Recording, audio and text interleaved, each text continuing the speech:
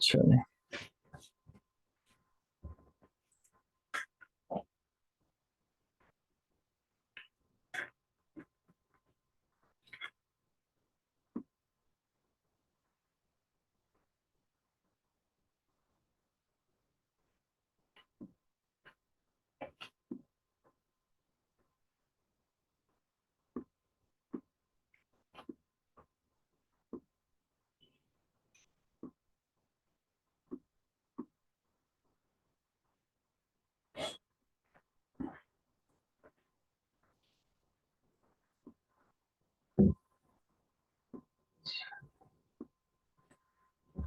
बिस्मिल्लाहिर्रहमानिर्रहीम।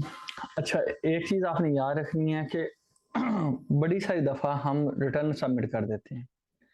Return submit करने के बाद ना कुछ थोड़ी सी की है, वो मल के पहले डिस्कस कर लूँ आपको साथ। अपील से पहले बढ़ानी आपको अपील है, थोड़ी सी की डिस्कस कर लेते हैं।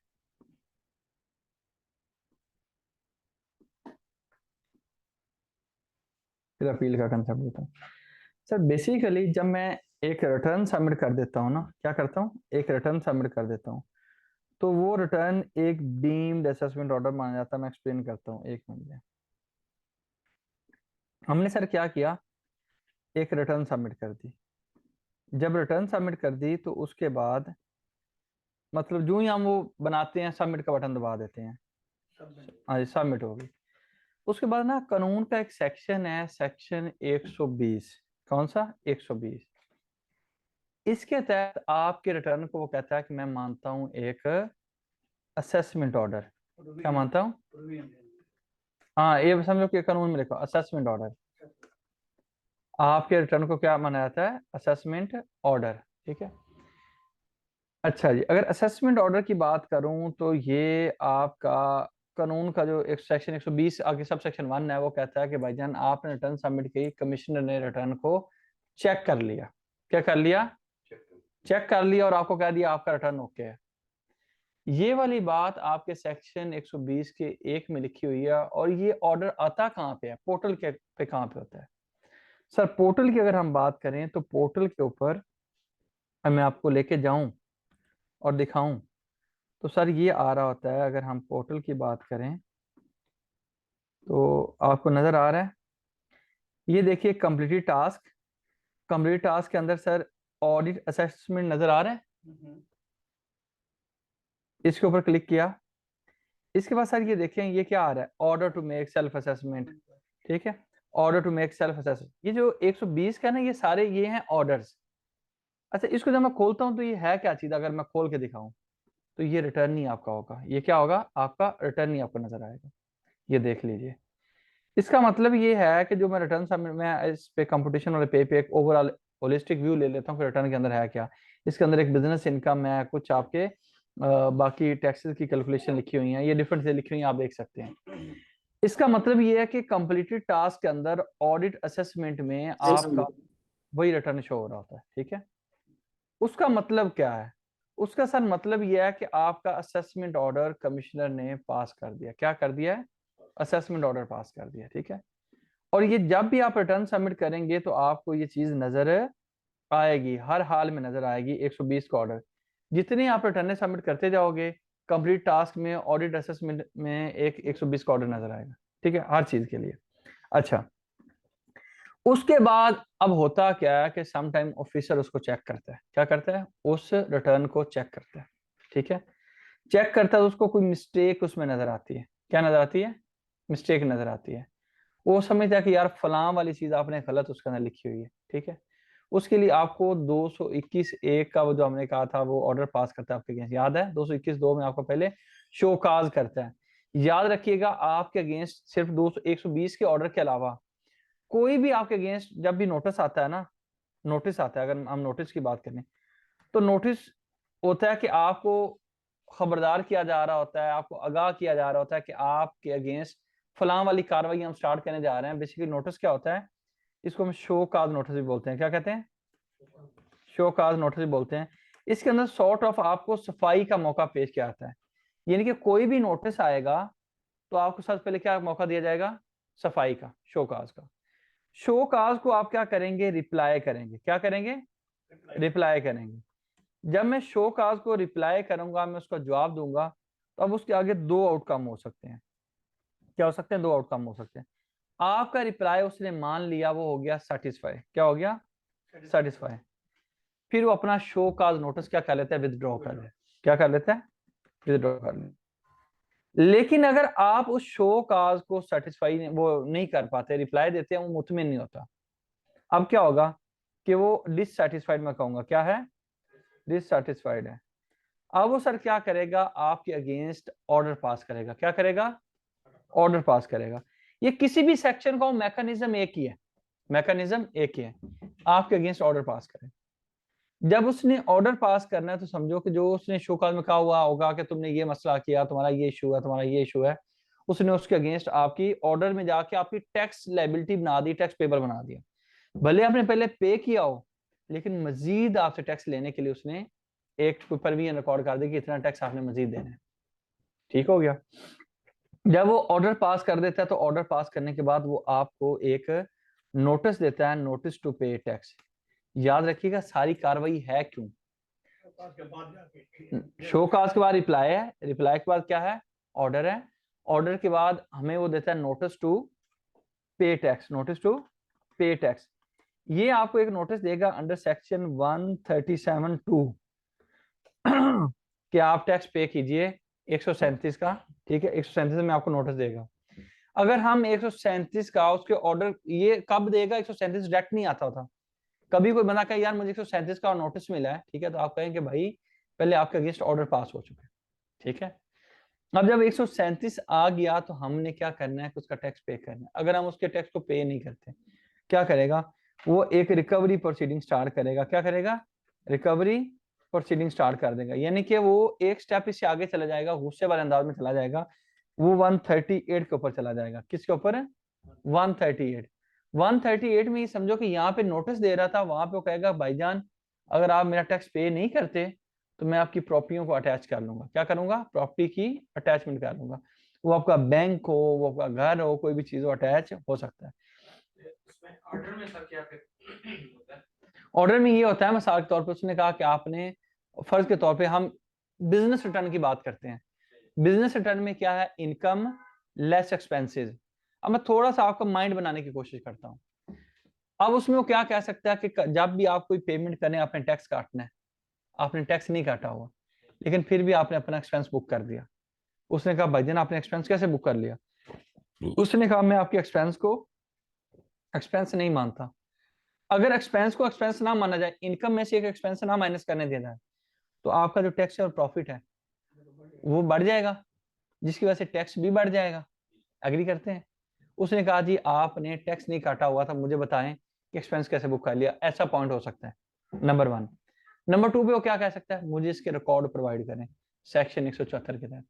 आप उसके रिकॉर्ड ही प्रोवाइड नहीं करते।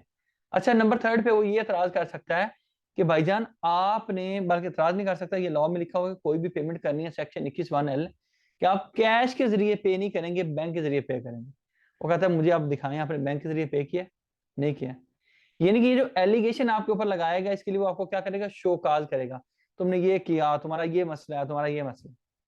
मैंने उन एलिगेशन क्या क्या करने हैं? शो काज के बाद रिप्लाई करना है। फिर अगर मैं उसने कहा जी तुमने बैंक के जरिए पे नहीं किया, मैंने बैंक स्टेटमेंट निकाली, मैंने साथ अटैच की, उसको लिखा, मैंने कहा ये देखो बैंक अटैचमेंट लगी है, ये बैंक स्टेटमेंट चेक करो, मैंने बैंक के जरिए पे की। फिर उसने कहा रिकॉर्ड, मैंने कहा क्या रिकॉर्ड चाहिए? सैलियां चाहिए, ये देखो ये फलां बंदा, इसकी ये सैली स्लिप्स हैं, ये पकड़ लो, ये इसका CNC नंबर है, फलां चीज है। यानी कि मैंने उसको मुतमिन कर दिया, तो वो अपना ऑर्डर, वो जो शो का विड्रॉ कर लेगा। जी नहीं नहीं, वो कोई भी एलिगेशन हो सकता है। मैं विदहोल्डिंग, हाँ विदहोल्डिंग की बात कर रहा हूँ, वो तो विदहोल्डिंग है। जी जी, कोई भी चीज मैं बिजनेस के हेड को उठा के सोच रहा हूँ आपके साथ। ठीक है, अब याद रखिएगा कि आपके कोई भी नोटिस किसी भी पॉइंट पे या किसी भी चीज के सिलसिले में आ सकता है। जो बंदे कहते हैं कि मैं रिटर्न सबमिट करूंगा नोटिस नहीं आएगा, वो गलत कहते हैं। ठीक है, कभी भी आपका वो नोटिस आ सकता है। ठीक है, हाँ जी। फिर आपने रिप्लाई किया, सेटिस्फाई कर दिया, अगर नहीं हुआ 137 का नोटिस पे आ गया, फिर इसकी क्या आ गई? रिकवरी प्रोसीडिंग में सेक्शन 138 का आपको उसने भेजा, नोटिस भेजा। 138 में वो समझा रिकवरी प्रोसीडिंग स्टार्ट कर चुका है, वो थोड़ा सा उससे वाले अंदाज में होता है कि भाईजान टैक्स पे करो, नहीं तो मैं आपकी प्रॉपर्टी को अटैच कर लूंगा। आसान करके बता रहा हूँ आपको। ठीक है, इसमें रिकवरी प्रोसीडिंग या हर एक चीज में पहले वो नोटिस भेजेगा, उसके बाद वो भाईजान ऐसे ये प्रोसीजर है ना, मैंने कहा कि ऐसे थोड़ा कि आके एक फौरी के मैं रिकवरी करने लगा हूँ। आपको कोई ऐसे आके कहे ये चालान पकड़ो, यानी कि आप बाइक पे जा रहे हो कि चालान पकड़ो, गाड़ी पे जा चालान, वो कहेगा भाईजान तुमने वो ब्रेक किया सिग्नल, कोई ना कोई वो चीजें पीछे से स्टार्ट करेगा जी। जी जी इसको सेम ये प्रोसीजर फॉलो किया गया, उसको बताया कि अब ये टैक्स पे करेगा। जी जी उस डेट टैक्स पे नहीं किया ना सर, जी जी उसको 182 का नोटिस निकाल दिया कि अब हम आप पे 1% उसके ऊपर भी टैक्स अपना। हाँ हाँ, वो पेनल्टी भी लगती है, डिफॉल्ट चार्ज भी लगता है, ठीक है जी जी। अब उसके बाद 140 के अंदर जाके कोई भी बंदा जिसके पास आपके पैसे हो, एफबीआर मजाज है कि नॉर्मली पता किसके ऊपर जाता है, बैंक के ऊपर जाता है। बैंक के अंदर हमारे पैसे पड़े होते हैं, वहां से पैसे निकाल लेते हैं, वहां से पैसे क्या करता है, निकाल लेते हैं, ठीक है। तो फिर याद रखें कि प्रोसीजर क्या है, नोटिस, रिप्लाई, फिर हमारे खिलाफ नोटिस नहीं होता, फिर रिप्लाई के बाद अगर मुतमिन ना हुआ तो ऑर्डर होगा, क्या होगा, ऑर्डर होगा। उन उसमें कौन कौन से पॉइंट्स होंगे जो उसने याद रखिएगा, ऑर्डर सिर्फ उन्हीं पॉइंट्स के ऊपर हो सकता है जो नोटिस के अंदर रेज किए गए थे, ठीक है। देन आपका क्या होता है, नोटिस टू पे टैक्स 137 का, फिर 138 का, फिर 140 के ऊपर अटैचमेंट हो जाती है, ठीक है। अब मैं मशहूर जमाना बताता हूं कि आपकी रिटर्न सबमिट जब हो जाती है, आपकी रिटर्न को किस किस तरह से वो चेंज करता है या क्यों क्यों चेंज कर सकता है।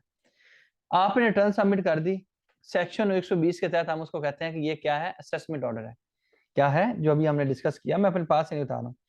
120 के तहत क्या है, सबमिट करने के बाद जो रिटर्न आई वो एक असेसमेंट ऑर्डर माना जाता है अंडर सेक्शन 120।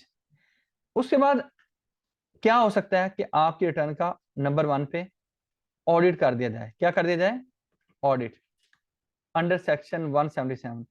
आपकी रिटर्न को पकड़े, कहीं ये इनकम आ रही है, इनकम पे नहीं, अच्छा उसका एतराज एक्सपेंसेस के ऊपर होता है, कहेगा फलां वाला एक्सपेंस में बताओ बैंक के जरिए पे किया कि नहीं किया, सारे खर्चे हमने बैंक के जरिए पे करने होते हैं, ठीक है। नंबर 2 पे कहता है कि हर एक्सपेंस के ऊपर आपने टैक्स काटा है, अगर टैक्स बनता है तो काटूंगा, नहीं बनता तो नहीं काटूंगा। एक मुलाजिम की सैलरी 6 लाख है, टैक्स नहीं बनता तो क्यों काटो भाई, एक ही 8 लाख है, 8 लाख वाले का टैक्स काटना है, ठीक है। अच्छा जी, वो ऑडिट कर लेता है। दूसरे नंबर पे एफबीआर कहता है डेफिनेट इंफॉर्मेशन, क्या, डेफिनेट इंफॉर्मेशन। डेफिनेट इंफॉर्मेशन क्या होती है, एफबीआर के पास पक्की खबरें आ गई, पक्की खबरों से बना दिए है कि आपने कोई प्रॉपर्टी बाय की है, आपने कोई और चीज गाड़ी बाय की है, हाँ जी, और एफबीआर को आपने बताया नहीं है, और आपका टैक्स कट गया है, आपका क्या हुआ, टैक्स से कट गया। तो एफबीआर ने क्या करना है, जब आपका टैक्स कट जाता है तो एफबीआर आपको नोटिस जारी करता है सेक्शन 176 का, क्या करता है 176 का, वो आपसे रिकॉर्ड मांगता है कि यार ये चीजें हैं आपके रिटर्न के अंदर, ये चीजें आपने शो नहीं की हुई। तो खैर वो डेफिनेट इन्फॉर्मेशन की बेस पे भी आपके रिटर्न को क्या कर सकते हैं, चेंज या अमेंड कर सकते हैं। तीसरी चीज क्या होती है, इसके ऊपर, इसको हम थर्ड पार्टी इन्फॉर्मेशन कहते हैं, डेफिनेट इन्फॉर्मेशन क्या कहते हैं, थर्ड पार्टी इन्फॉर्मेशन, ठीक है। उसके बाद सर वो एक और पॉइंट है, वो कहता है कि भाईजान ऑडिट भी हो सकता है, ठीक है, डेफिनेट इन्फॉर्मेशन भी हो सकती है, और दूसरे नंबर पे आप कह लीजिए आपकी रिटर्न ऐसी है इरोनियस, क्या है, इरोनियस रिटर्न है। इरोनियस रिटर्न को कैसे डिटरमिन करता है, उसने एक सेक्शन में 122(5)(a) में लिखा हुआ है कि जब उसको लगता है कि गवर्नमेंट के खजाने का नुकसान हुआ है, क्या हुआ है, गवर्नमेंट के खजाने को नुकसान हुआ है। फर्ज करें कि वो कहता है कि आपने कहा कि मैंने पिछले साल का, एक रिटर्न के अंदर ऑप्शन होती है, और पिछले साल एक्स्ट्रा टैक्स जमा हुए हो तो वो इस साल भी आप क्या कर सकते हो, पिछले साल में रिफंड था ना, इस साल एडजस्ट हो सकता है। लेकिन पिछले साल रिफंड था भी नहीं, लोग क्या 2 नंबरी करते थे एक बरसा पहले कि वो पिछले इस साल टैक्स पेबल आ रहा है ना, वो कहते मेरा पिछले साल का रिफंड है, वो डाल लेते थे। जब वो डाल लेते थे तो पता क्या करता था, वो कहता था आपकी रिटर्न एरोनियस होगी। पहले नंबर पे तो वो आपको 221 का ऑर्डर जारी करता था कि भाईजान क्या करें, सबसे पहले इसको रिस्पॉन्ड करें कि आप अपने रिटर्न को रिवाइज कर लें। अगर आप रिटर्न को रेक्टिफाई नहीं करते, रिवाइज नहीं करते, तो फिर वो पता क्या करता था, आपके अगेंस्ट ऑर्डर पास कर देता था आपके रिटर्न को अमेंड करके, ठीक है। तो खैर मैं थोड़ा सा बताना ही चाहता हूँ, ये बहुत कम्प्लेक्स नहीं समझना, आपने समझा कि मैंने रिटर्न सबमिट की हुई है, वो एक असेसमेंट ऑर्डर है। उसके बाद क्या हो रहा है कि उसमें किसी भी वजह से आपके रिटर्न को चेंज किया जा रहा है, वो ऑडिट हो, वो कोई डेफिनेट इंफॉर्मेशन हो, कोई रीजन है कि रिटर्न को अमेंड किया जा रहा है। लेकिन कैसे अमेंड किया जाएगा, शोकाज, रिप्लाई, अगर सेटिस्फाई हो गया ठीक है, नहीं तो ऑर्डर, ऑर्डर के बाद 137, 138, 140, क्लियर है।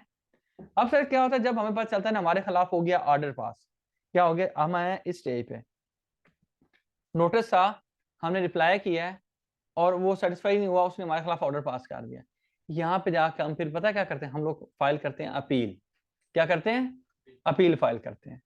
इसके बारे में मैं आपको बताऊं तो अपील फाइल करने का मतलब यह है कि मैं मुतमिन नहीं हूं जो ऑर्डर मेरे अगेंस्ट आया हो।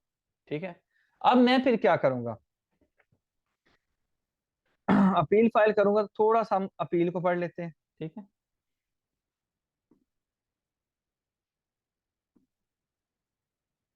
ऑनलाइन वाले भाइयों कोई क्वेश्चन आए तो पूछ लेना। अच्छा सर, अपील की बात करें तो सबसे पहले अपील क्या होती है आप जानते हैं कि मैं डिससेटिस्फाइड होऊंगा, इसको भले ना पढ़ेंगे आपके साथ शेयर हो जाएगा। I am dissatisfied with any order of any officer. मैं अफसर के किसी भी ऑर्डर से मुतफिक नहीं हूँ, तो मैं क्या फाइल कर सकता हूँ? अपील। अपील एक फॉरम की शिकायत है दूसरे फॉरम पे, सिंपल। ठीक है सर। उसके बाद याद रखिएगा, बेसिकली अभी मैंने ये मैकेनिज्म आपको बताया कि filing of income tax return होगी, वो आपका रिटर्न सबमिटेड क्या माना जाता है? असेसमेंट ऑर्डर माना जाता है। ठीक है, उसके बाद सर याद रखिएगा कि आपका ऑडिट भी हो सकता है, या ऑडिट के अलावा कोई और रीजन हो सकती है, कोई भी डेफिनेट इन्फॉर्मेशन या कोई रीजन होती है कि आपकी रिटर्न को अमेंड कर दिया था। अमेंड से मुराद ये नहीं है कि फौरी अमेंड कर देगा, प्रोसीजर क्या अप्लाई होगा? शो काज, हाँ जी, रिप्लाई, उसके बाद जनाबे वाला रिप्लाई के बाद आपके अगेंस्ट ऑर्डर आ जाएगा 137, 38, 140। ठीक है सर, परेशानी तो नहीं है ना? ये जो सेक्शन 140 है ये स्पेसिफिकली किस चीज? अटैचमेंट, अटैचमेंट आपके बैंक से पैसे निकाल लेने। ठीक है। अच्छा, बेसिकली अब एपिलेट फोरा है कौन कौन से, अगर हमारा कोई और हमारे अगेंस्ट ऑर्डर आ गया तो हम किस तरह से अपील्स कर रहे होते हैं, हम किस तरह से जा रहे होते हैं। सबसे पहले तो मैं आपको बता दूं कि ऑर्डर की अगर हम बात करें,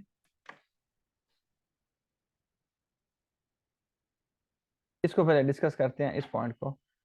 इसको मेरे खिलाफ हो गया ऑर्डर पास, असिस्टेंट कमिश्नर ने, किसी डिप्टी कमिश्नर ने, किसी कमिश्नर ने, किसी इंस्पेक्टर ने, किसी ऑफिसर ने, किसी ने भी ऑर्डर पास कर दिया। मैं उस ऑर्डर के पास होने के बाद, उस ऑर्डर के पास होने के बाद फिर वो ऑर्डर मेरे घर पे भेजा जाएगा, या फिर मुझे आईआरएस में इनबॉक्स में भेजा जाएगा। जब वो ऑर्डर मुझे भेज दिया गया, उस ऑर्डर के भेजने के बाद जब वो मुझे मिला, मिलने के बाद मेरे पास कितने दिन है? 30 दिन। ये नहीं है कि ऑर्डर पास करके बैठ गया, मुझे क्या पता है। यानी कि ऑर्डर पास हो, फिर वो मेरे तक कम्युनिकेट हो, फिर मेरे तक क्या हो? कम्युनिकेट हो, कन्वे हो मुझे ऑर्डर। ठीक है, मोस्टली आप याद रखिएगा कि वो आजकल हार्ड में कोई आपको ऑर्डर नहीं भेज जाते, आईआरएस पे भेज रहा होता है, लेकिन हम लोग नॉर्मली उसके ऊपर प्री लेते हैं, हमें तो अपॉर्चुनिटी ऑफ हर्ड ही नहीं दिया गया, हमें शो काज ही नहीं किया गया। वो कहता है मैंने किया, मैंने कहा मुझे क्या पता कि आपने वो किया हुआ है। हम नॉर्मली ये आपको डिफरेंट अपील्स दिखाऊंगा अभी, तो आप देखेंगे कि उसके ऊपर हम यही प्ली ले रहे होते हैं। ठीक है सर। कमिश्नर के अगेंस्ट, यहाँ पे कमिश्नर कह रहे हैं any officer of the department. आप क्या करें कि उसके ऑर्डर पास होने के बाद और ऑर्डर के सर्व होने के बाद या कम्युनिकेट होने के बाद 30 दिन के अंदर अंदर आप किस बंदे के पास जा सकते हो? कमिश्नर अपील के पास। कमिश्नर अपील को जाके आप 30 दिन के अंदर शिकायत लगाना, और ये ऑनलाइन शिकायत लगानी है। कैसे लगानी है अभी हम उसको डिस्कस कर लेते हैं। ठीक है, याद रखिएगा ये रिटर्न वगैरह फाइल करने से ज्यादा पैसे इस चीज के होते हैं, अपील लगाने के। ठीक है, और ठीक ठाक पैसे होते हैं। आपकी क्लास में से भी एक, पिछली क्लास में से एक बंदे ने मुझे अपील दी है, हालांकि उससे 2-2.5 लाख रुपए की फीस है उसकी। ठीक है, उसके बाद कमिश्नर अपील ने भी मेरे अगेंस्ट फैसला दे दिया, तो क्या मैं आगे किसी और फॉरम पे जा सकता हूँ? तो जी, आगे आपके पास जो फैसला कमिश्नर अपील का है उसके दौरान 60 दिन का टाइम है कि मैं कहाँ पे चला जाऊं? Appellate tribunal. ठीक है, अगर एपिलेट ट्राइब्यूनल ने भी मेरे अगेंस्ट फैसला दे दिया तो याद रखिएगा कि दिस इज द मैक्सिमम, मतलब वो सबसे सुपीरियर कोर्ट है। इसके बाद अगर क्वेश्चन ऑफ फैक्ट होगा तो फिर मैं मतलब आगे नहीं जा सकता। अगर क्वेश्चन ऑफ लॉ होगा तो मैं हाई कोर्ट जा सकता हूँ। अब हाई कोर्ट में अपील दायर नहीं होगी, बल्कि रेफरेंस फाइल होगा। संजरानी साहब, आप बताइए कि आपका क्वेश्चन ऑफ फैक्ट और क्वेश्चन ऑफ लॉ में क्या फर्क होता है, कोई अंडरस्टैंडिंग हो आपकी? सर क्वेश्चन फैक्ट्स तो जो ग्राउंड्स होते हैं, जिस फैक्टम होता है कि ब्रीच हो गया है तो वहाँ पे वो प्रूव किया जाता है एलिगेशन जो एक्यूजिशन है। और क्वेश्चन ला देखे जो डिसीजन उसके ऊपर आया है सबऑर्डिनेट का या उसका, तो वो कानून के मुताबिक जो उसका डिसीजन उन्होंने एविडेंस वगैरह वो हाई कोर्ट वगैरह नहीं देगा, वो लॉ के ऊपर देखेगा कि कहाँ पे वायलेशन एप्लीकेशन हो गई है लॉ की। ऑनलाइन में कोई साहब बताएं क्वेश्चन ऑफ फैक्ट और क्वेश्चन ऑफ लॉ को बताना चाहें।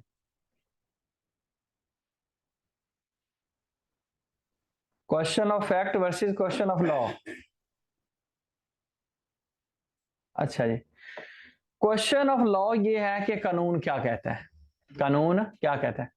फर्ज करें कानून ने कहा कि डेप्रिसिएशन 15% चार्ज होगी। कितनी चार्ज होगी? 15%। अब ये लॉ ने कह दिया है 15% चार्ज होनी है। क्या 15% चार्ज हुई है, 18 हुई है? क्योंकि हमारी कोशिश क्या होगी, डेप्रिसिएशन ज्यादा से ज्यादा हो ताकि आपका टैक्स पेबल कम से कम बने। अब इस चीज को असेस करना कि 15 ही है या कम है या ज्यादा है, तो ये क्या है, क्वेश्चन ऑफ फैक्ट। नहीं, लॉ यही है कि 15% होनी चाहिए, ठीक है। अगर लेकिन 15 से अगर ऊपर नीचे है तो ये क्या है, क्वेश्चन ऑफ फैक्ट है। इसको मैं देखूंगा रिटर्न में, अच्छा 15% चार्ज हुई है, मैं कहूंगा यार देखो लॉ के अकॉर्डिंग तो आपने मतलब 15% दी, लेकिन फैक्चुअली आपने गलत किया है। फैक्चुअली आपका केस क्या है, खराब है। क्यों खराब है? देखो आपने 18% क्यों चार्ज की है जब कानून आपको 15% कह रहा था। समझ रहे बात को? जब हम फिर जाते हैं इनमें से किसी फॉरम के पास, तो मेरे पास होते हैं ग्राउंड्स। क्या होते हैं? यानी कि कोई ना कोई वजह होती है। जैसे हम कहते हैं फलां बंदा ज्यादती कर रहा है, हम कहते हैं यार देखो मैंने साथ ये भी भला किया, ये भी किया, ये भी किया, लेकिन फिर भी मेरे साथ ये कर रहा है। तो हम जो बात कर रहे होते हैं ना, वो हमारी ग्राउंड्स होती हैं। वो क्या होती हैं? ग्राउंड्स होती हैं। तो फिर इस तरह से जो मैं ये अपील दायर करता हूँ, इसके ऊपर भी मेरे पास कोई ना कोई ग्राउंड्स होंगी, ठीक है। तो ग्राउंड्स होती हैं दो तरह की, एक लॉ के रेलिवेंट होती हैं और दूसरी क्या होती है, फैक्ट के अकॉर्डिंग। फर्ज करें 15% डेप्रिसिएशन लिखी है लॉ में, मैंने 15 ही चार्ज किया, लेकिन वो बुद्धू कह रहा है तुमने 20% चार्ज किया, तो मैं दो ग्राउंड लूंगा। एक क्वेश्चन ऑफ लॉ में कहूंगा कि यार देखें लॉ ने मुझे 15% इजाजत दी थी। क्वेश्चन ऑफ फैक्ट में कहूंगा, मैं जो फैक्चुअल एक ग्राउंड बनाऊंगा, मैं कहूंगा देखें मैंने 15% चार्ज की, इस बंदे को समझ नहीं आ रही। ग्राउंड कितनी तरह की होती हैं? दो तरह की बात कर सकते हैं। एक है कि आपने चीज लॉ के मुताबिक की है। हाँ मैं बताऊंगा सर, देखें लॉ भी ये कह रहा था। हाँ जी, असल केस ज्यादातर हमारा होता है फैक्चुअल, वो कहता है कि तुमने ये किया वो किया। हम फैक्ट्स को लॉ के साथ रेलिवेंट करके आगे प्रेजेंट करते होते हैं।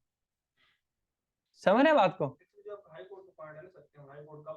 हाँ अब हाई कोर्ट, अब यार की अगर कोई फैक्ट की बात है ना कि अच्छा डेप्रिसिएशन का रेट डिटरमिन करना, या कोई भी चीज जब फैक्ट के ऊपर बात आ जाती है, तो जो ट्राइब्यूनल ने फैसला दे दिया बस वो हतमी है, कहीं और नहीं जा सकते। फैक्ट की बात हो, जब लॉ की बात हो तो हम हाई कोर्ट जा सकते हैं। अगर कोई ये ट्राइब्यूनल ने फैसला दिया, एफबीआर भी आपके अगेंस्ट जा सकता है उसमें? जी शाबाश।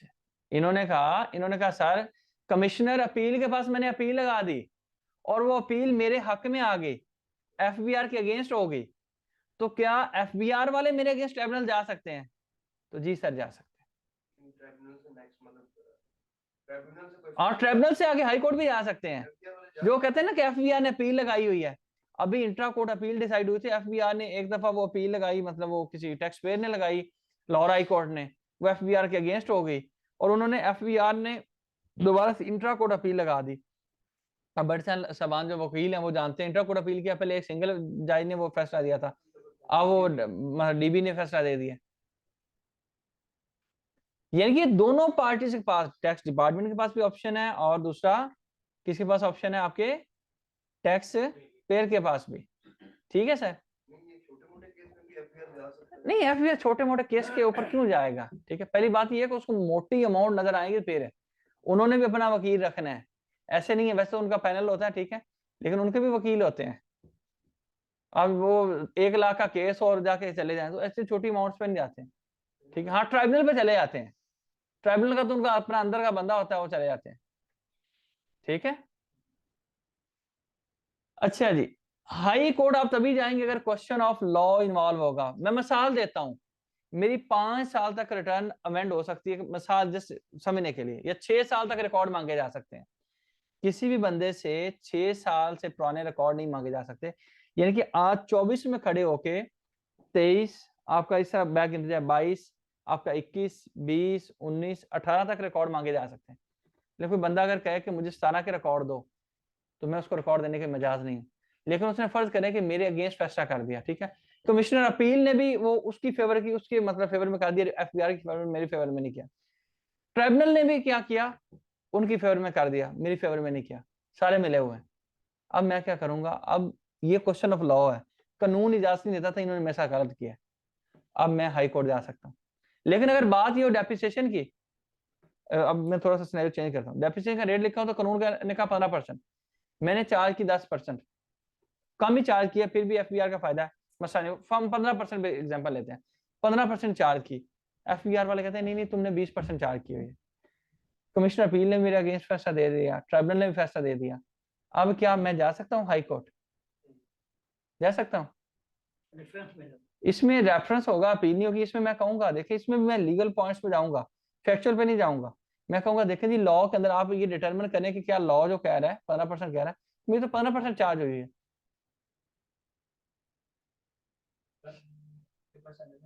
ट्रिब्यूनल जो होता है ये कौन लोग होते हैं? कौन लोग होते हैं?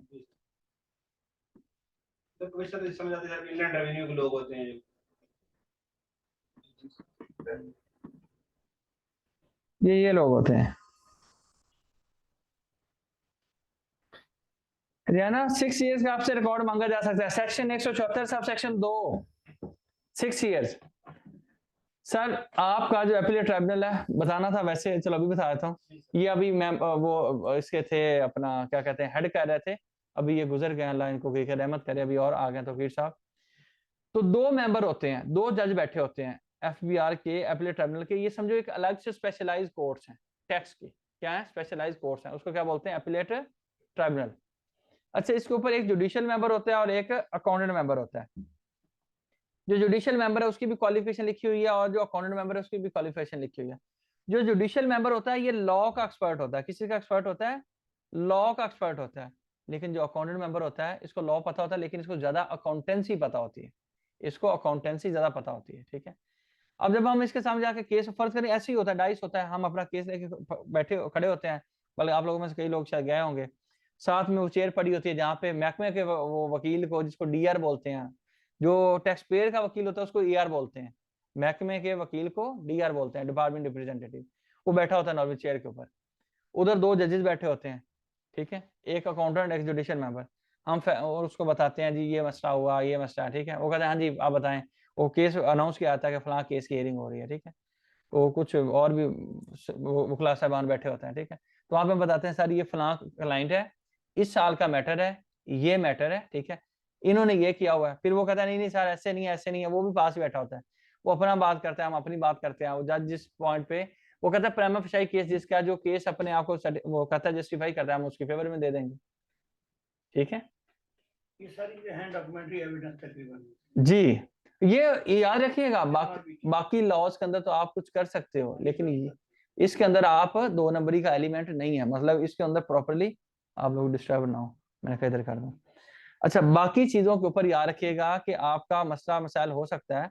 बाकी चीजों से क्या बना, बाकी लॉज के अंदर आपको पता है कि हम लोग छापी जा रहा था, इसमें कोई टेम्पलेट्स नहीं है पेट।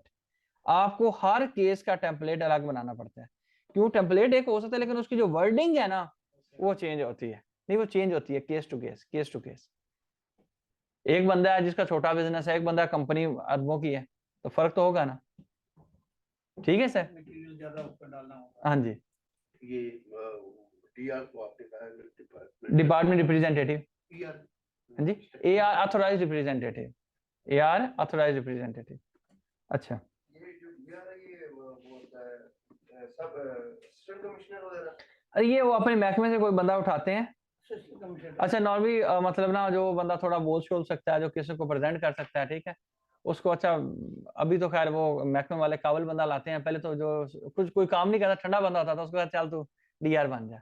लेकिन अब जो है ना, अब उन्होंने थोड़ा सा माशाल्लाह से जो बंदे थोड़े से समझदार हैं, पढ़े लिखे ज्यादा हैं और केस को प्रेजेंट कर सकते हैं, उन लोगों को लगा रहे हैं, क्योंकि उन्होंने अमाउंट कलेक्ट करनी है आप लोगों से, ठीक है। फिर क्या हुआ? कमिश्नर, कमिश्नर के बाद क्या हुआ? अपीलेट ट्राइब्यूनल, फिर हाई कोर्ट, और फिर देन क्या हुआ? Supreme court. ये आपका मैकेनिज्म चलेगा। इसमें एक टाइम पे कितने पैनल पहले डीबी भी बना होता है, ठीक है, उसके बाद डीबी के अलावा भी आपके बेंच बने होते हैं, हेडक्वार्टर बेंच भी होता है, ठीक है, तो याद रखिए। हाँ जी, इसमें आपके समझिए कि अकाउंटेंट मेंबर 2-3 होते हैं अलग अलग, ठीक है, आपके लाहौर का अलग बेंच है, इस्लामाबाद का अलग है, कराची का अलग है, ठीक है, मुल्तान बेंच अलग है, समझ ना बात को? इस्लामाबाद बेंचेस में दो तीन पैनल होते हैं। पैनल हाँ होते हैं ज्यादा नॉर्मली, ऐसा है कि याद रखिएगा लाजमी नहीं है कि मतलब पैनल हेडक्वार्टर और डीबी 2 ही होते हैं नॉर्मली, ठीक है, लेकिन उसमें याद रखिएगा जजेस नॉर्मली बदलते रहते हैं, मसला नहीं है, ठीक है, और जुडिशियल मेंबर हो सकता है इसमें बेंच में बैठा हो, दूसरे में बैठा हो, ठीक है, कभी इधर अकाउंटेंट मेंबर एक बैठा हो, दूसरे में कोई और अकाउंटेंट मेंबर बैठा हो, तो ये करते रहते हैं, ठीक है ना, मसला नहीं है, जो अवेलेबल जजेस होते हैं समटाइम उनकी बेसिस पे भी वो हेड कर लेते हैं, ठीक है, समटाइम होता है किसी फिक्स हुए हुए हैं, तो अभी एक जज आई नहीं आया, ठीक है, उनमें से समटाइम देखते हैं कोई और अवेलेबल है तो वो सुन लेते हैं, ठीक है, वो सारी एक्सपर्ट है, ये लोग टैक्स का मैटर को ही देखने वाले लोग हैं, ठीक है। अच्छा, हमारा सबसे पहला फॉरम आपका हाई कोर्ट वाला, तो आपने ना सुप्रीम कोर्ट आपने ना समझना है, ना पूछना है, ना करना है, वो तो उसके लिए कोर्ट रूल्स होते हैं, कोर्ट रूल्स के तहत आपका रेफरेंस फाइल होता है, वो तुम्हारे लिए मैटर नहीं है। ट्रिब्यूनल हो या कमिश्नर अपील हो, हमने अपील दायर करनी है, ठीक है, इसके लिए सेक्शन 127(4) है, किसके लिए? कमिश्नर अपील के लिए, ये ऑनलाइन अपील फाइल होती है, ठीक है, और सेक्शन 127(6) के अंदर अगर आप 30 दिन के बाद भी अपील करना चाहें तो आप कर लेते हैं। 127(6) के अंदर वैसे तो हमारे पास टाइम कितना है? 30 दिन का, 30 दिन से लेट भी हो जाए तो हम वक्त को कंडोन करवा लेते हैं। कंडोन करवाने से क्या मुराद है? हम कहते हैं कि भाईजान हमें नहीं पता चला, ठीक है, या हमें ऑर्डर ही नहीं सर्व हुआ, हम क्या कहते हैं, वो जो ऑर्डर नहीं आना था नोटिस का, शो का, वो रिप्लाई के बाद हमें ऑर्डर ही नहीं मिला, तो हम कैसे भाईजान अपील करते हैं? हम कोई बहाना बना के, जवाब बना के क्या करते हैं, टाइम ले लेते हैं, ठीक है, जब टाइम मिल जाता है दोबारा अपील फाइल करते हैं। अब अपील की अगर बात करूं, डॉक्यूमेंट्स बहुत इंपॉर्टेंट है, डॉक्यूमेंट्स में भी जो ग्राउंड ऑफ अपील है सबसे इंपॉर्टेंट डॉक्यूमेंट है, एक होता है प्रेस्क्राइब्ड फॉर्म, फॉर्म आपको दिखाता हूँ, एक फॉर्म बना हुआ है, उस फॉर्म को हमने फिल करना होता है, दिखाता हूँ अभी आपको, ठीक है, उसके बाद ग्राउंड ऑफ अपील आपने तैयार करने होते हैं। इसमें ये होता है जो जो आपके खिलाफ उसने जब ऑर्डर पास किया ना, उसने रेट ले लिया, फर्ज करें उसने कहा जी फलां सैलरी को टैक्स नहीं काटा, आपने 2 बंदों को सैलरी पे की थी 12 लाख, उसने कहा जी आपने 12 लाख पे टैक्स क्यों नहीं काटा, उस बंदे को नहीं पता कि 2 बंदों की सैलरी थी, आपने रिप्लाई फाइल करना, आपने कहना भाईजान ये 2 बंदों की थी, ठीक है, आप मेरे साथ जुल्म कर रहे हैं, ग्राउंड ऑफ अपील में आप लिखेंगे भाईजान ये 2 लोग की थी, ठीक है, कि आपने इस फैक्ट को इग्नोर कर दिया, 6 लाख तक तो टैक्स होता ही नहीं है, ठीक है, उसको कैसे लिखना है हल्का सा हम देखते हैं, ये बेसिकली ड्राफ्टिंग जो है वो आप कुछ, मैं टेम्पलेट आपको 2-4 दिखाऊंगा, आपको आइडिया हो जाएगा कि वो जेनेरिक से लिखते हैं, उधर जाके आपने असल जो है ना ग्राउंड ऑफ अपील आप लिखें, लेकिन जो उधर केस प्रेजेंट करना है ना वो उससे भी ज्यादा इंपॉर्टेंट है। आप लिख के जितने मर्जी ग्राउंड लेके जाएं, लेकिन आप अपने केस को प्रेजेंट नहीं करते तो आपका केस बेकार है मेरी नजर में, ठीक है, हमने वो भी केसेस देखे ग्राउंड बड़े बेकार लिखे हुए हैं, लेकिन उधर जाके अपना प्रेजेंट इतना अच्छा करते हैं, ठीक है, लेकिन ये नहीं है कि आप सिर्फ प्रेजेंट करें, ग्राउंड आपने बनाया ही नहीं हुआ है, कोशिश करें ग्राउंड जितने अच्छे लिख सकते हैं वो लिखें, और उसके अंदर जितने कोर्स के फैसले लिख सकते हैं वो लिखें, ताकि आप उसको बता सकें कि फलां फैसले के मुताबिक आप लोग ये गलत कर रहे हैं। अच्छा याद रखिएगा, ये जब अपील के फॉरम पे या अपीलेट फॉरम पे हम जाते हैं तो आपके लॉ के साथ आपकी जजमेंट्स इक्वली इंपॉर्टेंट होती है, कि फलां फैसले में ये हुआ होता, फलां फैसला, हर फैसला आप याद नहीं रख सकते, नॉर्मली हम ढूंढते हैं, फिर बीइंग वकील भी हम दोस्तों को भी फोन कर लेते हैं, यार वो फलां मतलब मसला आ रहा है, इसके ऊपर आपके पास कोई केस लॉ है, कोई फैसला है किसी जज का, कोई लाहौर का, कराची का, इस्लामाबाद का, इवन कि हम इंडिया के फैसले लगा देते हैं, यूएस के भी फैसले लगा देते हैं, ठीक है, तो अगर हमारे पाकिस्तान को ऐसा नहीं हुआ था, हम कहते देखें जी फलां कोर्ट में ऐसा हुआ था, आप कहें सर हमारे कानून तो अलग अलग है, मैं कहूंगा कुछ चीजों की रूह सेम है, जैसे आपकी 120 का ऑर्डर आता है पूरी दुनिया में ऐसे है, सेक्शन अलग हो सकता है लेकिन ऑर्डर है इस तरह आता है, समझ रहे बात को? अच्छा, फिर आपका नोटिस ऑफ डिमांड, वो जो 137 नोटिस टू पे टैक्स है वो आपने साथ अटैच करना है, उसके साथ कॉपी ऑफ ऑर्डर, जो आपके अगेंस्ट ऑर्डर आया वो अटैच करना है जी।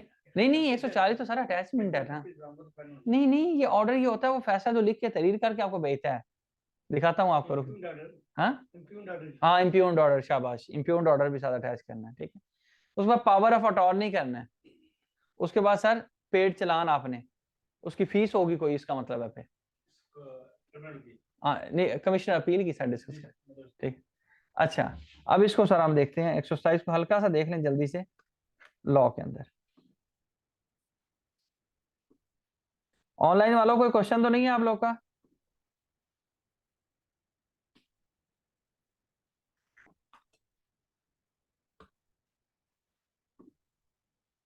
ऑनलाइन वाले मजे से सो रहे हैं। अच्छा, सबसे पहले तो याद रखें कि अपील अगर दायर करनी हो ना तो इसके अंदर लिखा हुआ है कि आपके किन किन सेक्शन के अगेंस्ट अपील हो सकती है, आपके अगेंस्ट कौन कौन सा ऑर्डर आया हो।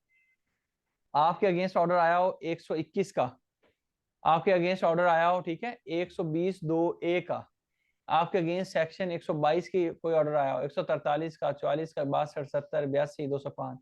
इसका मतलब ये है कि ये डिफरेंट सेक्शंस हैं लॉ के, उनके ऑर्डर आपके अगेंस्ट आए तो आप क्या कर सकते हो, अपील कर सकते हो। इसका मतलब ये है कि अपील, कमिश्नर अपील का जो स्कोप है उसने डिफाइन कर दिया है, समझ रहे हैं। फर्ज करें कि मतलब जी बेस्ट जजमेंट असेसमेंट का अगेंस्ट अपील हो सकती है, अमेंडमेंट ऑफ असेसमेंट का अगेंस्ट अपील हो सकती है, ठीक है।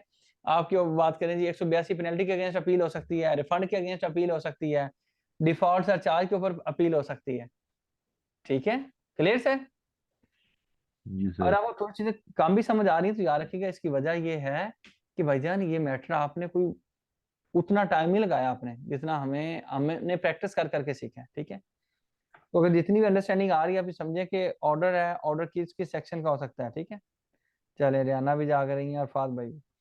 फाद, आपके लिए आना मुश्किल हुआ है आजकल? अस्सलाम वालेकुम जी सर, थोड़ा सा मुश्किल हुआ है। मैं गाँव आया हूँ, सैटरडे संडे गाँव आ जाता हूँ, तो इस अच्छा वजह अच्छा से। अच्छा, ठीक है।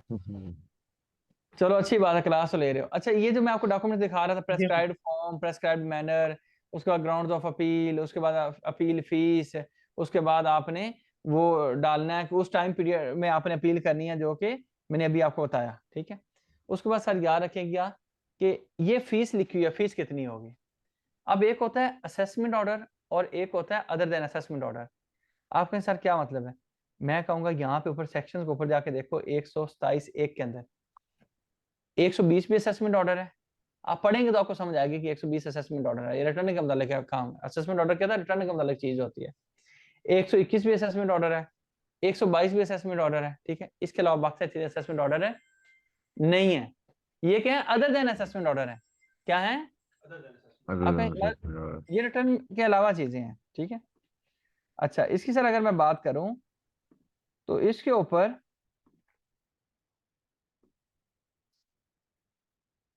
यहाँ पे फीस उसने कैसे बताई है।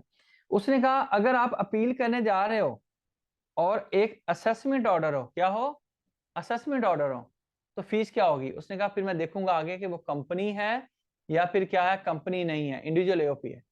कंपनी हुई तो फीस कितनी लूंगा, कमिश्नर अपील की 5000।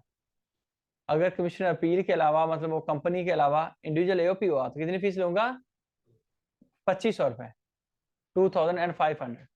इसका मतलब यह है कि हम देखते हैं कि वो बंदा जो अपील करने जा रहा है वो कौन है, नंबर 1। नंबर 2 पे उसका स्टेटस क्या है, ठीक है सर। वो इंडिविजुअल है, वो एओपी है, वो असेसमेंट ऑर्डर के अगेंस्ट जा रहा है या असेसमेंट ऑर्डर के अलावा जा रहा है। ये देखिए यहाँ पे असेसमेंट ऑर्डर, अगर असेसमेंट ऑर्डर के अलावा एनी अदर केस हुआ, पेनल्टी का, रिफंड का, डिफॉल्ट सरचार्ज का, तो फिर क्या होगा। वो कहता है भाईजान अगर कंपनी हुई तो 5000। किस्सा मुक्सर ये कंपनी, असेसमेंट ऑर्डर हो या अदर ऑर्डर हो, कितनी है, 5000। ये जो बाइफर्केशन है, ये जो अलग अलग करना है, ये इंडिविजुअल और एओपी के केस में। असेसमेंट ऑर्डर हुआ तो उसका कितना था, 2500, और बाकी केस हुआ तो नहीं 1000 इंडिविजुअल के केस में, इंडिविजुअल एओपी 1000। समझ आ गई इस बात की? अच्छा, अब सर अगर हम बात करें बल्कि अपील की, अगर हम वापस जाके बात करें। अच्छा, जब हमें ऑर्डर आता है हमारे अगेंस्ट, उसके साथ वो हमें 137(2) का नोटिस भेजता है कि आप टैक्स पे करें। इसका मतलब ये है कि उसने तो हमें हुक्म कर दिया। अब हम क्या करते होते हैं, इसके अगेंस्ट स्टे फाइल करते हैं। क्या करते हैं, स्टे फाइल करते हैं। स्टे से क्या मुराद है कि जो हमें वो कह रहा है टैक्स पे करो, हम अपील के साथ स्टे फाइल करते हैं कि हम ये टैक्स अभी नहीं देना चाहते। क्यों नहीं देना चाहते कि जब तक अपील डिसाइड नहीं हो जाती, हमें लगता है कि हमारी अपील हमारे फेवर में होगी, उसके अंदर हम स्टे के अंदर लिखते हैं।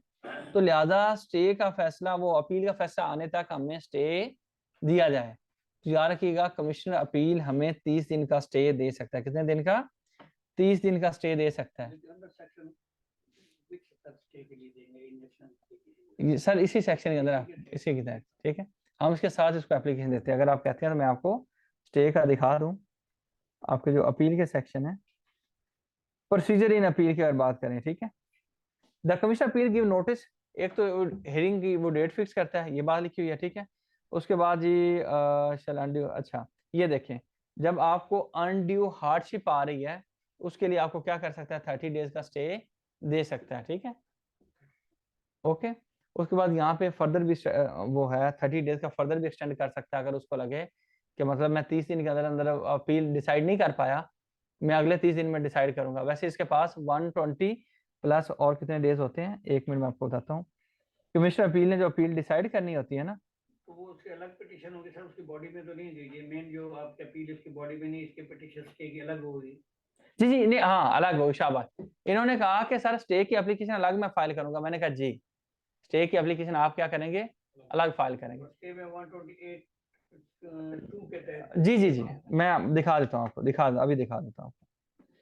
सर हम जाते हैं पोर्टल के ऊपर, इस चीज को हम प्रैक्टिकली थोड़ा सा देखने की कोशिश करते हैं। थोड़ा कंसेप्ट क्लियर हो गया आपको?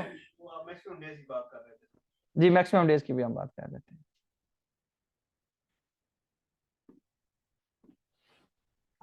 अच्छा जी,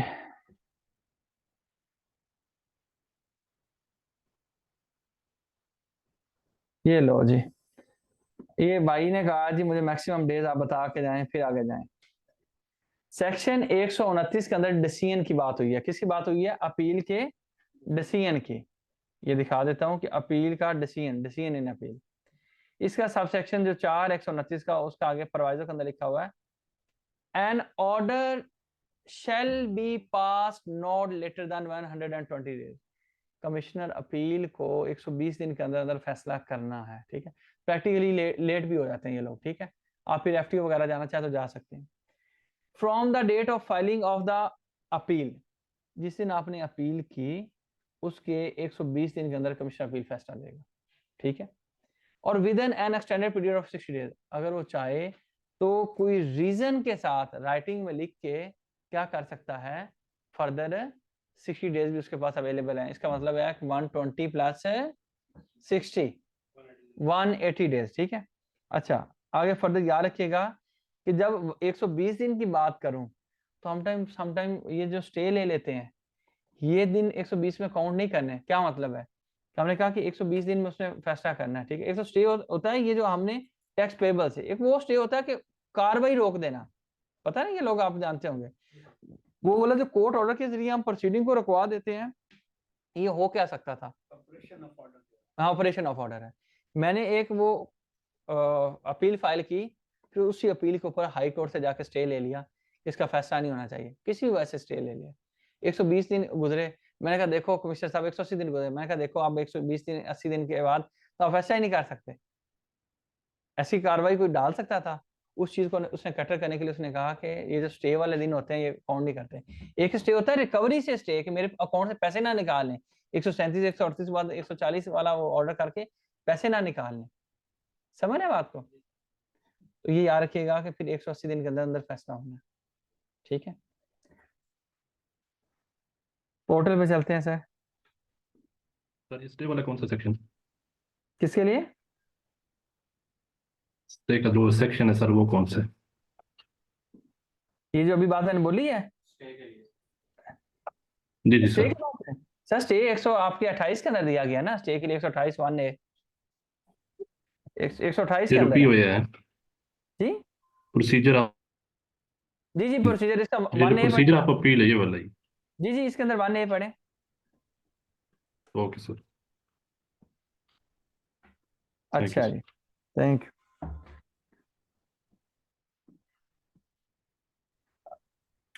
अच्छा जी, सबसे पहले तो बल्कि मैं पहले फॉर्म ऑफ अपील आपको दिखा दूं।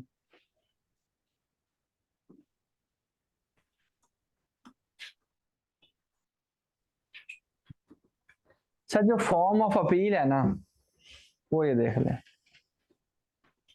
मैं आपके साथ शेयर कर दूंगा क्लास के बाद।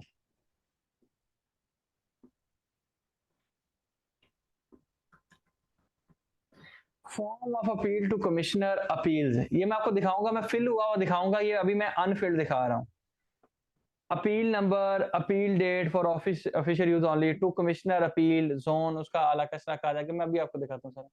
Amount of appeal fee paid, date क्या है, ठीक है, ये सारा, zone, circle, jurisdiction, individual AOP, appellant का स्टेटस क्या है, एपिलेंट है कौन, उसका एड्रेस क्या है, ऑथराइज्ड रिप्रेजेंटेटिव एआर उसका कौन है, ठीक है, उसके बाद स्टेटस एआर का क्या है, वकील है, सीएम है, एडवोकेट है, आईटीपी है, ये सारी चीजें, ये आ गया जी आपका फॉर्म ऑफ अपील।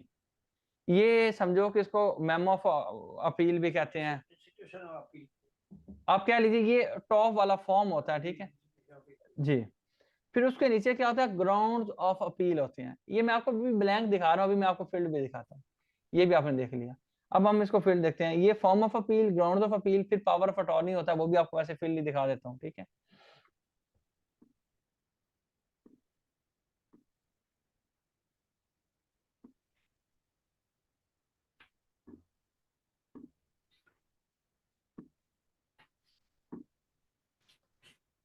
ये लें जी,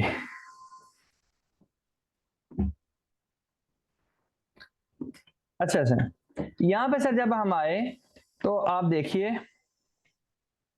कि ये अपील का आपको टैब नजर आ रहा होगा, ये नजर आ रहा है अपील, इसके ऊपर मैंने क्लिक किया। अब अपील हमने कहा डिफरेंट किस्म के ऑर्डर्स आपके अगेंस्ट पास हो सकते हैं। ये देखो कि अगर आपने 147 का ऑर्डर आया हुआ उसके अगेंस्ट अपील करनी है, ठीक है। उसके बाद यहाँ पे अब तो ऑनलाइन जो सेल टैक्स की अपील है वो भी क्या हो रही है, ऑनलाइन फाइल हो रही है, ठीक है। यहाँ पे आप कहिए कि सर असल में ये स्टे एप्लीकेशन पड़ी हुई है, स्टे एप्लीकेशन नहीं पड़ी हुई, जहाँ पे आपने स्टे एप्लीकेशन फाइल करनी है, ठीक है। ये मशीनियस हिस्टोरिकल ऑर्डर, ये छोड़ दें, आपके काम की चीज नहीं है। Request to file appeal, normally आपकी इनकम टैक्स की अपील यहाँ पे फाइल होती है। Request to file appeal against reference order, यहाँ पे हम लोग क्लिक करते होते हैं। जब हम क्लिक करते हैं सबसे पहले तो टैक्स पेयर का एनटीएन लिखा हुआ आता है, नीचे आप उसका क्या लिखते हो, टैक्स पीरियड लिखते हो, किस साल की अपील है, फर्ज करें 2023, इसके ऊपर ये देखें 1 जुलाई टू, ये लास्ट पे हम क्लिक करते होते हैं, जिसके अंदर आपका ये आ रहा होगा 1 जुलाई,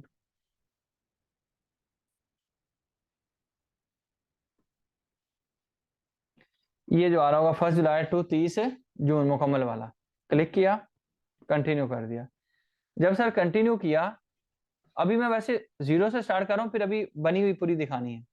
तो मेरे पास ये इस तरह का एप्लीकेशन खुल गई, हेडिंग क्या है, 127(4), application to file appeal against reference order, client का नाम आ गया, ठीक है। उसके बाद क्या आ गया, उसका टैक्स पीरियड आ गया, ठीक है। उसके बाद टैक्स ईयर आ गया, डेट आ गई, ठीक है, डॉक्यूमेंट की डेट आ गई। उसके बाद ये क्या आ रहा है, टाइप क्रॉसपॉन्डेंस है, यहाँ पे आप अपनी अपील को लिखिए, ठीक है। अब हम लिखी हुई अपील को, ये वाली जहाँ पे जो लिखी हुई अपील है वो मैं आपको दिखाता हूँ, ठीक है।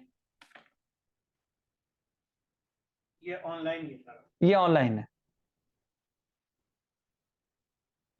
लेकिन अपील करने के लिए अपील सिर्फ वही बंदा कर सकता है जिसको लॉ का पता है, जो लॉ के साथ थोड़ी सी मोहब्बत रखता है, लगाव रखता है, लॉ पढ़ेगा फिर अपील कर सकेगा, वरना आप हवाओं में तीर ही उड़ाएंगे। समटाइम ये भी होता है कि अगर आप अपने केस को एक्सप्लेन कर सकते हैं ना, मोटे मोटे पॉइंट्स भी लिख देना ग्राउंड्स के, फिर भी मैं कहूंगा कि आपको अपील खुद ही फाइल करनी चाहिए, अगर आप खुद कर सकते हैं तो। आप बीइंग, अगर आप अपने केस को प्रेजेंट कर सकते हैं, आपको लगता है कि आपका केस बड़ा साफ है और आपको समझ, और याद रखिएगा आपसे अच्छा केस आपका कोई प्रेजेंट भी नहीं कर सकता, क्योंकि आपको जो फैक्ट्स पता होते हैं वो किसी और बंदे को फैक्ट्स नहीं पता होते, ठीक है। अच्छा, यहाँ पे सर हम लोग आए सर जी। सर एक क्वेश्चन है सर। जी सर।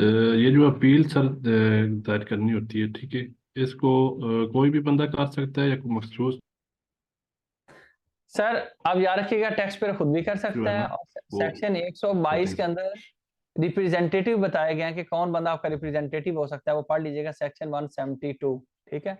तो रिप्रेजेंटेटिव भी आपका फाइल कर सकता है, ओके ठीक है, सर, ठीक है। ओके सर, चलो ये स्टे वाली एप्लीकेशन भी वही थी, मैं ख्याल स्टे वाली मैंने एप्लीकेशन नहीं थैंक दिखाई, थैंक यू। अच्छा इसके साथ बल्कि दिखाई थी स्टे एप्लीकेशन, पहले एक स्टे एप्लीकेशन आ रही है वो भी देख लेते हैं, ठीक, देख लेते हैं, टॉप पे आ रही है स्टे एप्लीकेशन, देख लें जी। अच्छा ये हर बंदे की अपनी वर्डिंग होगी, कोई बंदा किसी तरह स्टे एप्लीकेशन ड्राफ्ट करेगा। अब इसकी ये जो लिखा होता है टाइप क्रॉसपॉन्डेंस एयर, उसने स्टे की एप्लीकेशन खोली, क्रॉसपॉन्डेंस में क्या लिखा, national highway authority NHA, applicability for stay of demand, ठीक है, application for stay of demand, application file कर रहा है किसके लिए, कि स्टे दिया जाए किससे, जो डिमांड मेरे अगेंस्ट रेज हुई है। डिमांड से क्या मुराद है कि उनका डिमांड ही होती है, वो कहते हैं हमें टैक्स पे करो। Tax year 2023 on behalf of the above caption company. अब ये बीइंग कंसल्टेंट एप्लीकेशन फाइल कर रहा है, तो वो एड्रेस कर रहा है, वो कहता है कि मैं अपने क्लाइंट के बिहाफ के ऊपर एप्लीकेशन फाइल कर रहा हूँ, ठीक है। वी इनक्लोज, अब उसने एप्लीकेशन बनाई नहीं, ये टॉप पेज है, उसके ऊपर लिख रहा है कि हमने एप्लीकेशन को क्या किया हुआ है, स्टे एप्लीकेशन को इनक्लोज किया हुआ है, अटैच किया हुआ है। Application for further stay of demand, इसका मतलब ये है कि एक दफा इसने स्टे लिया हुआ है 1A के तहत, उसकी परवाइजों में फर्दर भी 30 डेज का स्टे अलाउड था। टोटल 60 दिन का स्टे है, वैसे 30 डेज का है, लेकिन फर्दर 30 डेज का एक्सटेंशन हो सकती है। In connection with the appeal E filed by the company on August 11 2023 in respect of order dated 19 जुलाई, इनके अगेंस्ट ऑर्डर कब आया है, 19 जुलाई को, ठीक है। और अपील इन्होंने कब फाइल कर दी, देखें जुलाई के बाद अगस्त, क्या within due date file की है इन्होंने अपील। ऑर्डर पास हुआ 19 जुलाई को, अपील फाइल हुई है 11 अगस्त को, with in 30 days. Pass by the deputy commissioner inland revenue, deputy commissioner ने इनके अगेंस्ट ऑर्डर पास किया, ठीक है। अच्छा, किस चीज का, सेक्शन 161 का, क्या ये असेसमेंट ऑर्डर है या अदर देन असेसमेंट ऑर्डर है, अदर देन। अब ये कंपनी है तो इसकी फीस कितनी होगी, 5000 होगी, ठीक है। अब सर अटैचमेंट में देता हूँ क्योंकि उसने कहा था मैंने अटैच की है, तो मैं यहाँ पे जब जाऊंगा, ये इसका स्टे की एप्लीकेशन को हम खोलते हैं, मैं इसको ओपन कर लेता हूँ, ठीक है, ये आपके साथ शेयर भी कर दूंगा।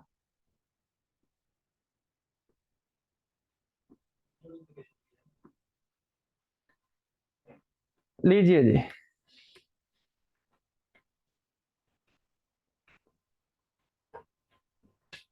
एप्लीकेशन फॉर, ये देखिए जी 128 1A, सही कहा था मैंने, 128 1A section, application for further grant of stay 128 1A, ठीक है, tax year 2023। Your honour has already respect with that, ये बस तो लीगल टर्म्स है और कुछ भी नहीं है, ठीक है। Your honour has already granted stay to the appellant company for a period aggregating to 266 days। ये कितना स्टे ले चुके हैं, 206 दिन का। और किससे ले चुके हैं, ऊपर हेडिंग देखें top, before the honourable commissioner in and revenue appeal 2004। याद रखिएगा, ये अब अगर हम लीगली बात करें तो ये पावर इसके पास नहीं है। हम लोग प्रैक्टिकली क्या करते हैं कि अगर ये 30 दिन के बाद हमें स्टे नहीं देता, हम चले जाते हैं अपीलेट ट्राइब्यूनल से स्टे लेने, जो इससे नेक्स्ट फॉर है। हम एक दफा स्टे की एप्लीकेशन फाइल करते हैं, 30 दिन मिल गया, फिर 30 दिन मिल गया, लॉ के अंदर बस 60 दिन ही है, उससे ज्यादा नहीं है। लेकिन ये कितना दे चुका है, 206 दिन। अच्छा, प्रैक्टिकली हम इसको फिर भी एप्लीकेशन थर्ड टाइम भी फाइल करते हैं, अगर नहीं करेगा उधर चला जाऊंगा, कर देगा तो ठीक है। ये फिर समझे कि अपनी वो पावर से बियॉन्ड जा रहा है। प्रैक्टिकल देखें, लॉ के अंदर ये चीज नहीं है, देखा दे चुका है, हम भी चाह रहे हैं। ये अब जब नई एप्लीकेशन फाइल की आती है, पता है ये क्या कर रहे होंगे, याद रखिएगा ये स्टे एप्लीकेशन है, हम भी फाइल करते हैं, बनाते रहे या बनाते हैं। अब 206 है ना, अगली दफा बस इसके अंदर ये जिक्र कर दिया जाएगा कि इतना स्टे हो गया, मजीद हमें स्टे चाहिए। अभी पढ़ के दिखाता हूँ।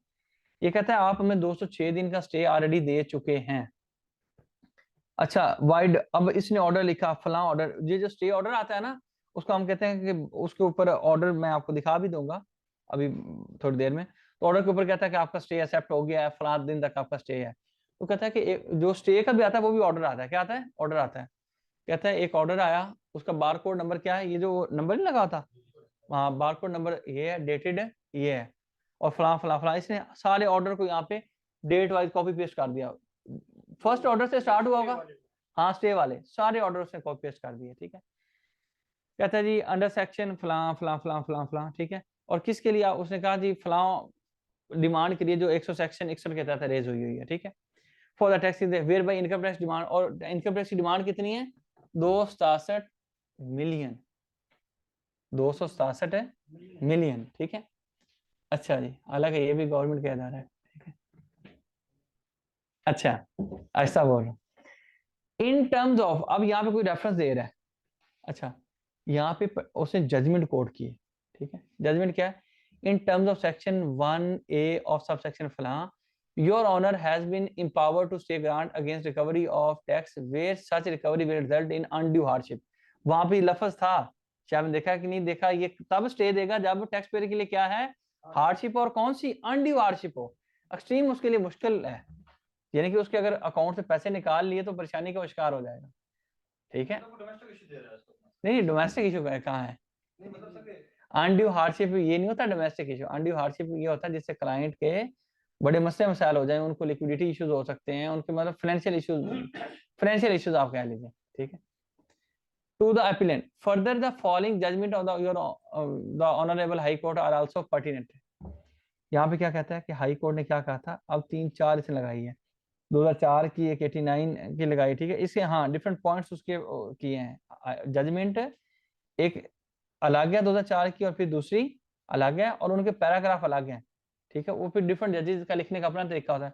पहली जजमेंट के अंदर क्या है, learned counsel for the petitioner contends and I will agree that before a recovery created by the impugned order by a departmental authority can be affected and assessee appellant must be heard by a fora outside the departmental hierarchy। उसने कहा कि अगर कोई department आपके साथ tax लगा रहा है तो उसको कहीं पे आप एक और महकमा बनाएं जो उसको सुने, जो कि इनका कमिश्नर अपील है। यहाँ तक तो इसने ये बात की। The tribunal as a forum of first appeal having not disposed of the appeal the petitioner cannot be blamed on that account in shall fairness फला फला फला।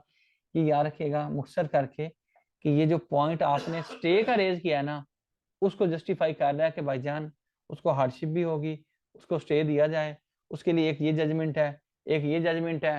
कोई और बंदा स्टे एप्लीकेशन फाइल करेगा तो उसकी और जजमेंट कोर्ट करेगा। हो सकता है कोई स्टे एप्लीकेशन में जजमेंट भी कोर्ट ना करे, मैं आपको वो भी दिखा देता हूँ एक दो एप्लीकेशन।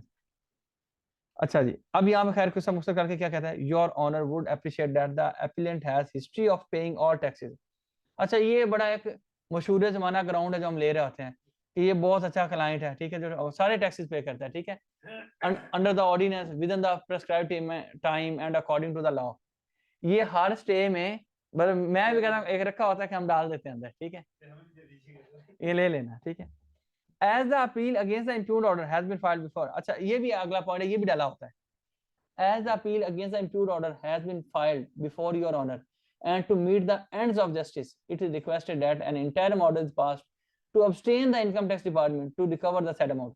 वो रिकवरी वाला 140 है, तो उनको कहो कि मना रहे, बाज रहे कि 140 की कार्रवाई हमारे ऊपर ना कर लें, रिकवरी ना हो। ठीक है, आगे in the event of N interim injection is not granted, अगर हमें ना इंजेक्शन ना दिया गया, स्टे ना दिया गया, the appellate will suffer irreparable harm, हम तबाह हो जाएंगे। ये भी फिर एक पॉइंट आप लोग डाल रहे होते हैं। ठीक है, ये स्टे एप्लीकेशन है भाई, आप खुद भी अपना स्टे का भी लेना चाहे तो ले सकते हैं आपको। हाँ ठीक है, हाँ, नहीं ये भाई का होता रहता है। अच्छा, उसके बाद डेट है आपका अपीलेंट का, वो सिग्नेचर है। ठीक है, स्टैंप लगा दो, लगानी है। ठीक है, बेसिकली वो जरूरी होती है, वेरीफाई नहीं होता वरना। ये ऊपर कौन सा क्लाइंट है उसके सामने अपीलेंट लिखा होता है। ठीक है, किसके अगेंस्ट जा रहे हो वर्सेस रिस्पोंडेंट। स्टैंडर्ड पैटर्न, ये स्टैंडर्ड पैटर्न है। और दिखाऊं आपको, इसके साथ कोई एफिडेविट भी लगेगा? हाँ जी, एफिडेविट इसके साथ ग्राउंड सर, ग्राउंड दिखा देता हूँ आपको। इसके साथ क्या अटैच होने हैं, स्टे के साथ ground of appeal. Ground appeal के एंड में कोई एफिडेविट या वेरिफिकेशन या कोई नहीं, वो चीज आपको पूरी दिखाता हूँ, पूरी की नहीं मैंने, स्टे की अभी दिखाया है, स्टे की एप्लीकेशन दिखाई है, उसके साथ ये ग्राउंड ऑफ अपील लगे हुए हैं।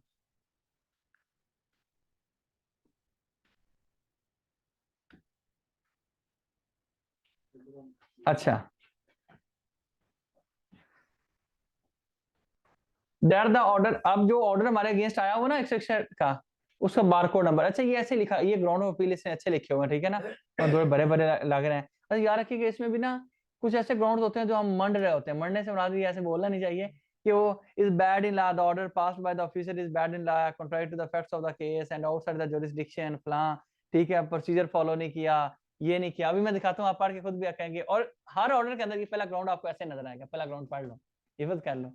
इसमें वो बार कोड का नंबर लिखोगे, डेट लिखोगे, जिस अफसर ने पास किया उसका रुतबा लिखोगे, ओहदा लिखोगे। ठीक है, उसके बाद नामे वाला क्या और सेक्शन को लिखोगे, और आगे लिखा हुआ है is bad in law on facts and in the circumstances of the case. ये पक्का एक ग्राउंड है, फर्स्ट जो हम ग्राउंड ले रहे होते हैं। ठीक है, पक्का और ठका ग्राउंड। अगला दैट द लैंड, अच्छा कुछ पॉइंट्स अच्छे भी लिखे जाते हैं लेकिन ये फर्स्ट छापा होता है। ठीक है, अगला that the land deputy commissioner inland Avenue फलां फलां फलां। ठीक है, has earned in passing an order under section 161 फलां और फलां। अच्छा याद रखिएगा कि 161 और 2 जो ऑर्डर वो जिस सेक्शन का ऑर्डर आया ना उसको रेफर किया है, अभी उसने कुछ भी नहीं किया, आगे कार्रवाई डाली है, और ये भी फजूल ही है, ये भी स्टैंडर्ड ही है। इज अनड्यू, अच्छा वो कहता है कि जो उसने ऑर्डर किया है वो अनड्यू हेस्ट में किया है, without allowing opportunity of being heard to your appellant, thereby the said order is illegal, null and void। कहता है मुझे अपॉर्चुनिटी ऑफ हार्ड ही नहीं दी गई। हो सकता है इसको इनबॉक्स में आया हो, उसने जवाब ही ना दिया हो, लेकिन इंटरेस्टिंगली ये छाप रहे होते हैं, इनकारी हो जाता है। ठीक है, दूसरा ग्राउंड छाप दिया। तीसरा ग्राउंड, और एक और चीज बता दूं, रिकॉर्डिंग स्टॉप कर दूं। ये वाले जो ग्राउंड जिस बंदे ने बनाए हैं ना,